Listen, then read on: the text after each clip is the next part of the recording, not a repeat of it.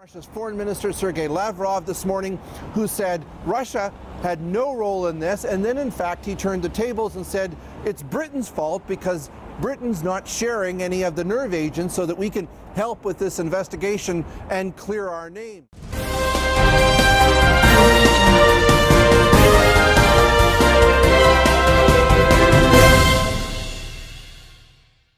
Royal Navy warships are taking part in major war drills aimed at facing down aggressive military activity by Russia as the spy poisoning scandal reaches fever pitch.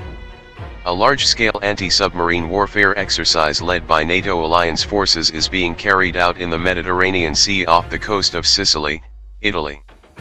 The drill, codenamed Dynamic Manta 2018, involves naval forces from 10 NATO members, including United Kingdom and United States, whose warships and submarines have been deployed. Admiral Fago, commander of U.S. Naval Forces Europe, has accused Russia of conducting increasingly aggressive military activity near NATO forces in the Mediterranean Sea and elsewhere. 6 submarines, 9 surface ships, 10 maritime patrol aircraft and more than 5,000 military personnel will take part in Dynamic Manta, which finishes on March 16.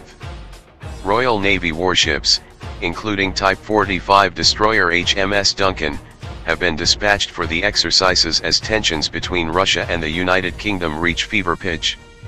NATO today offered to support the United Kingdom in the wake of the indiscriminate and reckless attack that left ex-Russian spy Sergei Skripal and his daughter in a critical condition. Addressing MPs today, Theresa May slapped Russia with a series of tough sanctions, describing the attack as an unlawful use of force. The PM expelled 23 Russian diplomats, described as undeclared intelligence officers, telling them they have a week to leave the United Kingdom. The extraordinary move came after Mrs. May gave the Russian President Vladimir Putin a 24-hour deadline to explain why a deadly Soviet-era nerve agent had been used in the attack.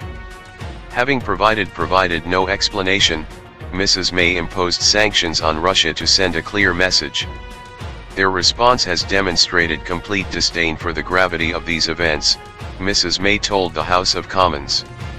There is no alternative conclusion other than the Russian state was responsible for the attempted murder of Mr. Skripal and his daughter. MSR May confirmed she had sought the backing of allies including the EU, NATO, and the United States, whose president said he was behind Britain all the way.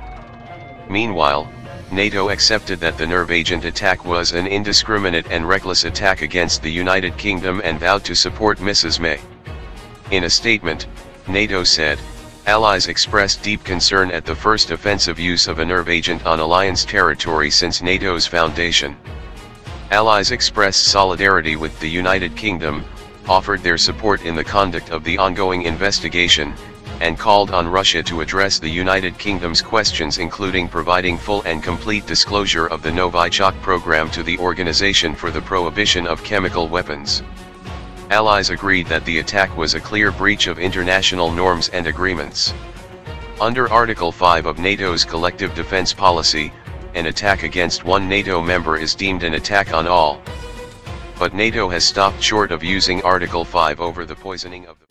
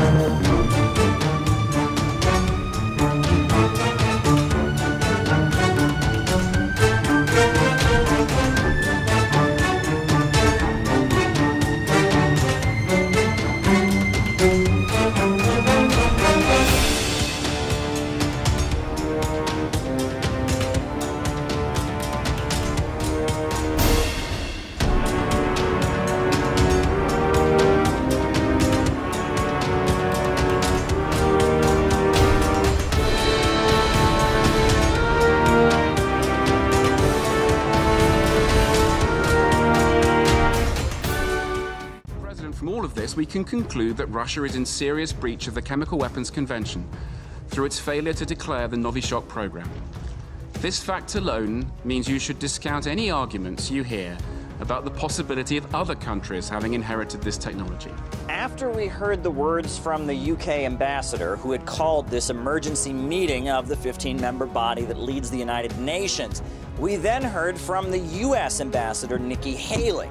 Now, in her remarks, she emphasized this special relationship between the United States and the United Kingdom, and from there, she went on to fit the allegations against Russia in with a broader narrative. She talked about Syria, she talked about North Korea, she talked about previous Security Council meetings, and it was rather heated words we heard not just from the UK ambassador, but then from Nikki Haley representing the United States. A growing concern in all of this dangerous and destabilizing activity is Russia. Russia failed to ensure Syria destroyed its chemical weapons program. Russia killed the Joint Investigative Mechanism when it found Assad liable for chemical attacks. Russia used its veto to shield Assad 5 times last year. It has also provided cover for Syria in The Hague at the Organization for the Prohibition of Chemical Weapons. In response to the heated words from the United States and the United Kingdom, we heard from the Russian ambassador, and he responded on a number of levels. One of his points that he made was he pointed out that Russia has actually given up its chemical weapons and that the OPCW has confirmed that Russia no longer possesses chemical weapons. From there, he invoked the memory of when Colin Powell, representing the United States, addressed that very body, the UN Security Council, holding vials of powder that he said were chemical weapons from Iraq. He reminded the Council and pointed out that at this point, now we have the United Kingdom coming with simply a letter, and that there seems to be a history of rather unsubstantiated allegations against different countries regarding chemical weapons and weapons of mass destruction from the United States and the UK. This is the Russian representative responding to the words from the US and the UK. We're living in a very special time. In front of our eyes, incredible things are happening. The process of replacing the presumption of innocence with the presumption of guilt is taking place. This criminal law principle is being transferred into international relations. Envoy Haley, as an experienced chemist, has talked about crimes committed by Russia. We've known for years that for you, in order to determine the guilty party, no investigation is needed. Today, the best kind of proof is suspicion. It is no longer necessary to show to the Council white tubes with an unknown white substance in it. It's enough to send a letter displaying an egregious attitude towards a sovereign state. From there, the Russian ambassador went on to call for a thorough investigation of the incident and determine exactly who is to blame and what happened, and he called for this to be done through the existing international mechanisms to find out who is absolutely responsible. And he reassured the Security Council that Russia was more than happy to cooperate with this proper investigation to determine who is responsible for the attack. However, he was very clear that he did not approve of the heated words and allegations from the UK and the United States before the Council, and that Russia, just like other countries, wants to get to the bottom of what exactly happened in Salisbury.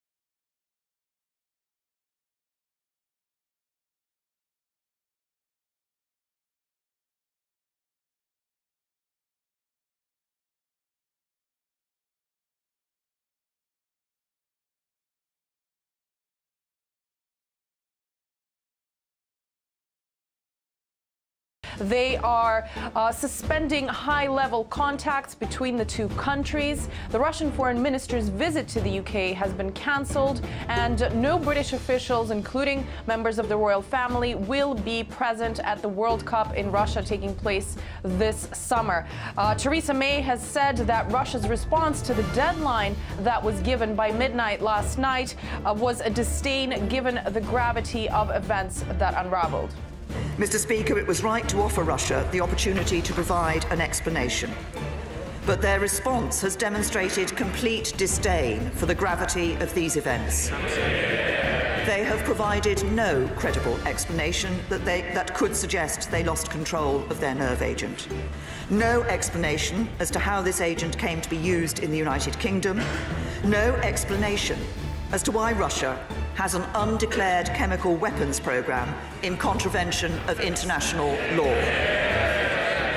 The leader of their opposition, Jeremy Corbyn, had asked the British Prime Minister whether or not any official requests were sent to Russia, whether any evidence was provided to Russia or any facts, and to that the response was a bit unsubstantial. Has the Prime Minister taken the necessary steps under the Chemical Weapons Convention to make a formal request for evidence from the Russian government? How has she responded to the Russian government's request for a sample of the agent used in the Salisbury attack to run its own tests? Has high-resolution trace analysis been run on a sample of the nerve agent, and has that revealed any evidence as to the location of its production or the identity of its perpetrators? We gave the Russian government the opportunity, through the démarche that my right honourable friend, the Foreign Secretary, delivered to the Russian ambassador here in London earlier this week, to do just that. They have not done so. There is a consensus across the backbenches of this House. I am only sorry that the consensus does not go as far as the right honourable gentleman who could have taken the opportunity, as the UK government has done, to condemn the culpability of the Russian state. The Russian embassy here in London has said that the steps taken by the British government are unjustified, unacceptable and short-sighted, also saying that the deterioration of ties between Russia and the UK lies on the British government and that ultimatums don't work with Russia. Everything what is done today by the British government is absolutely unacceptable, and we consider this a provocation. We believe that the United Kingdom should follow the international law, and under these obligations they have on the organization of the prohibition of chemical weapons, they have to present the request to the organization, and then we're happy to consider this within the 10 days. This is the international law, and of course we are not ready to talk in the way of the ultimatums. The actions taken by the British government became really a crescendo of over a week of this spy saga unraveling, where we saw what could have been a potential local incident unravel into a huge international diplomatic standoff.